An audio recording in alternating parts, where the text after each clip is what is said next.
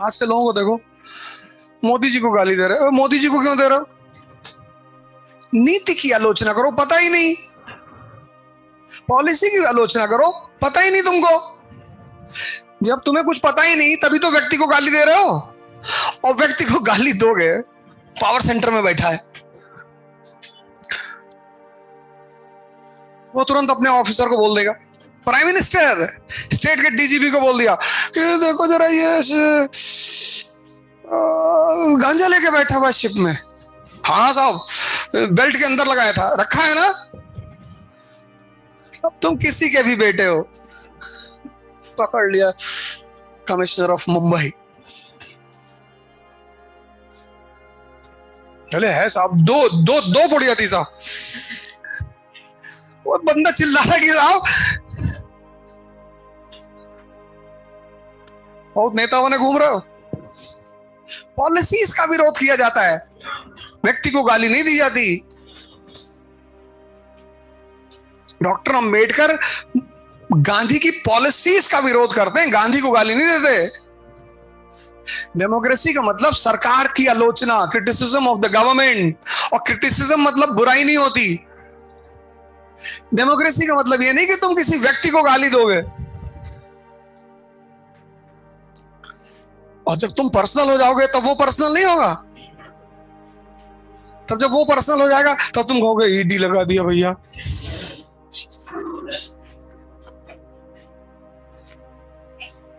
पता लगा तुम येलो चप्पल पहन के गए और उसी में रेट मार दिया कि सोने की चप्पल थी। नहीं नहीं, कलर है, नहीं सोना, इट्स येलो गोल्ड, लिख दिया गोल्ड का चप्पल 16 करोड़ का।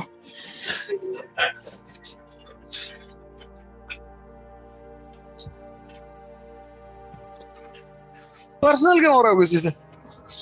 यहाँ कोई अच्छा कोई बुरा नहीं है एरिस्टोक्रेसी में। अच्छे बुरे का कॉन्सेप्ट सिर्फ नीचे के लेवल पे है।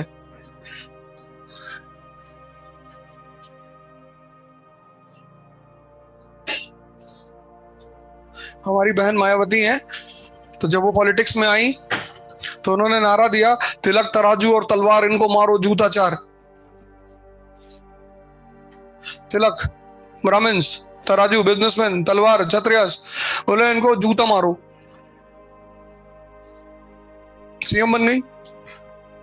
अब उन्हें लगा यार सीएम तो बन गए, पीएम बनना है। पीएम बनना है तो सबको साथ में लेके चलना है। तो उन्होंने कहा हाथी नहीं गणेश है, ब्रह्मा विष्णु महेश है।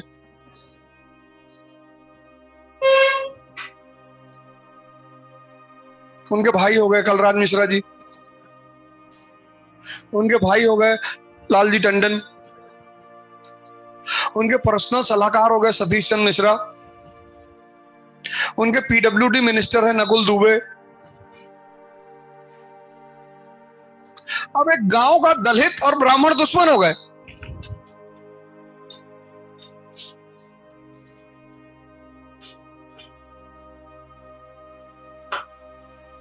हो गए ना।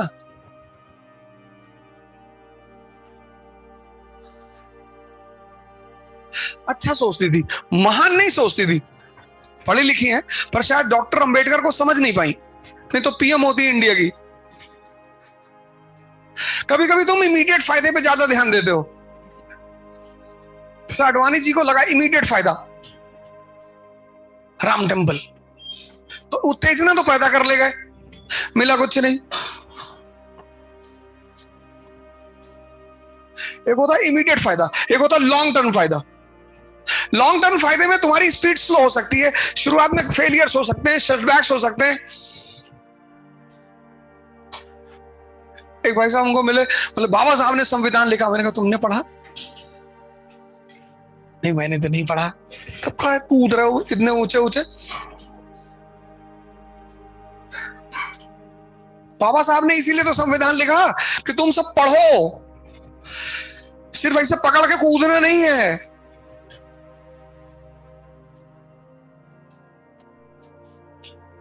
आर्टिकल 142 पता ही नहीं होगा इसमें क्लास में।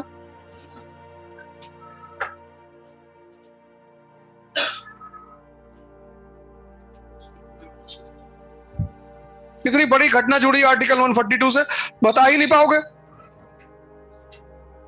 इतनी बड़ी घटना, और तुमको आईएएस बनना है। कॉन्स्टिट्यूशन पढ़ना है जिससे तुम्हें गोल पता चले कि हमें कहां जाना है, क्या करना है, कैसे रहना है।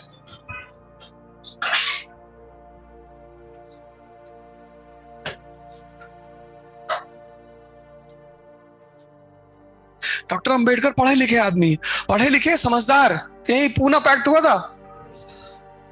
बोले दलितों के लिए मुझे एजुकेशन फंड चाहिए। तो कितना खास समझदार आदमी। किस मुस्लिम लीडर ने कभी सेंट्रल गवर्नमेंट से कहा? कहना चाहिए ना कि तुम मथुरा में भी बना दो मंदिर, तो बनारस वाला भी ले लो, और बता दो, गिना दो, एक लिस्ट बना के एक बार दे दो कहां कहां तुम्हारा मंदिर था, ले लो। उतनी ही कॉस्ट का, उतनी ही कॉस्ट का एजुकेशन सब्सिडी मुसलमानों को हर साल दो।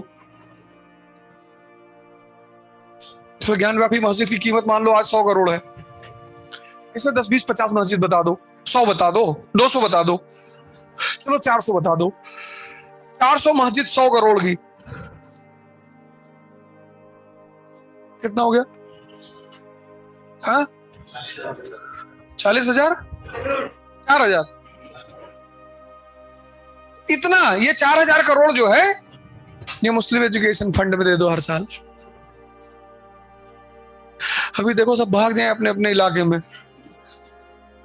नहीं नहीं भैया, नहीं नहीं, ऐसे आप ही का है।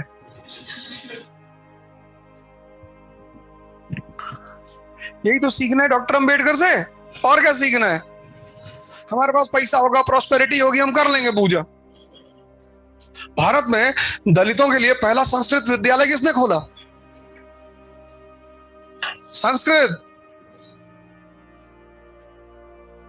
Sanskrit college for Dalits in India, first Sanskrit college.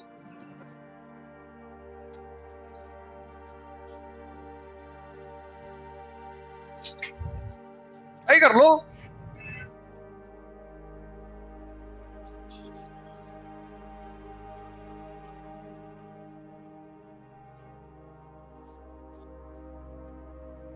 किसने? And you are the educated section of this country.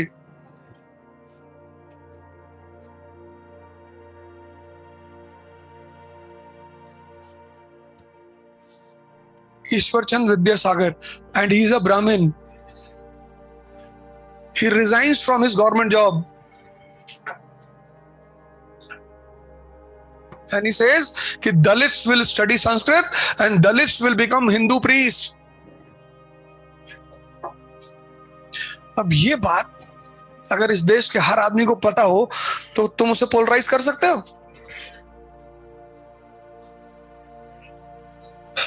पता ही नहीं। कोई आदमी अपनी नौकरी छोड़ रहा है, उसको आदमी को कौन सा इलेक्शन लड़ना था? ईश्वरचंद विद्यासागर को?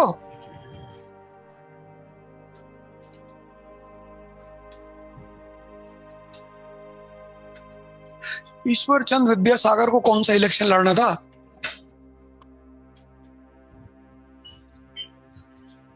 अमंगलहारी द्रबहु सुदशरथ अजुर बिहारी। ये रिंगटोन है, अच्छा है। इस लाइन का मतलब बताओ।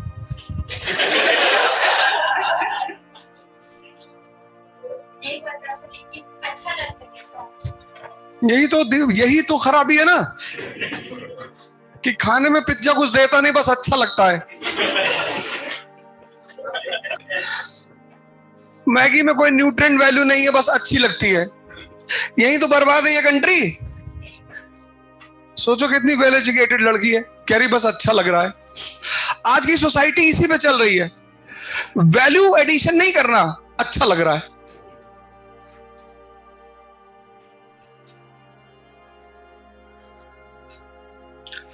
महाराष्ट्र की जो ट्रिपल डाइट है, भाकरी, महीने भर खा लो, मार दो दीवार में, इस पार से उस पार हाथ चला जाएगा। नहीं, पर तुम खाओगे ही नहीं। कर्नाटका में रागी बाउल्स, मिलेट है वो, 1 महीना खा लो, पैदल चले जाओ बैंगलोर से दिल्ली तक, इतनी एनर्जी पैदा होती है।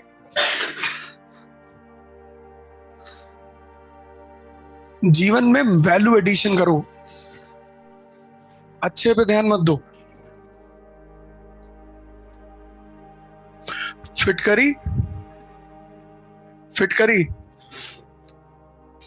और मिस्री दोनों का कलर एक है। अच्छे के चक्कर में लोगों ने कैक्टस का पौधा लगा लिया घर में, पूरी जिंदगी कांटे में बदल गई। पहले लोग लगाते थे तुलसी, भाई साहब डेली जो खाएगा ना उसको कोई बीमारी ही नहीं होगी। मतलब 2 पत्ती तुमने चाय में डेली डाल ली तो आपको कोई प्रॉब्लम हो ही नहीं सकती लाइफ में, कोई, इतनी औषधीय गुण है उसमें।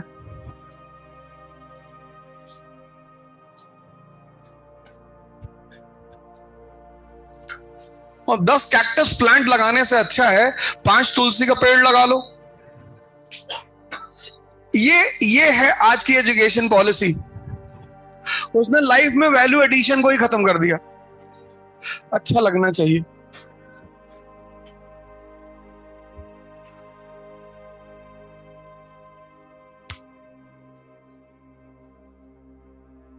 जय हिंद फ्रेंड्स, इकरा इंटरव्यू गाइडेंस का प्रोग्राम करने जा रही है।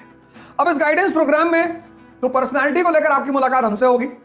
मॉक इंटरव्यूज में आपको सीनियर ऑफिसर्स मिलेंगे, रिटायर्ड ऑफिसर्स मिलेंगे, सीनियर फैकल्टीज मिलेगी और इंटरेक्शन में आपको मिलेंगे सर्विंग ऑफिसर्स। पुणे में इसकी पहली डेट है 28 दिसंबर 2022। मैं आपको पुणे में मिलूंगा 28 दिसंबर को। दिल्ली में 22 एंड 29 जनवरी, जेपी सिद्धार्थ होटल दिल्ली। फिर दूसरा सेशन होगा 12 एंड 19 फरवरी 2023, जेपी सिद्धार्थ, पपूसा रोड पे होटल है जेपी सिद्धार्थ। इसके लिए आपको एक छोटी सी फॉर्मल प्रक्रिया करनी पड़ेगी। जो भी लोग पुणे में मिलना चाहते हैं, दिल्ली में मिलना चाहते हैं, वो सारे लोग ऑनलाइन रजिस्टर करा लें और ये पूरा प्रोग्राम फ्री है। लेकिन आपको प्रोग्राम में आने से पहले रजिस्ट्रेशन कराना पड़ेगा इकरा की ऑफिशियल वेबसाइट पे। एक बार फिर से आपको congratulations, best of luck, thank you, जय हिंद।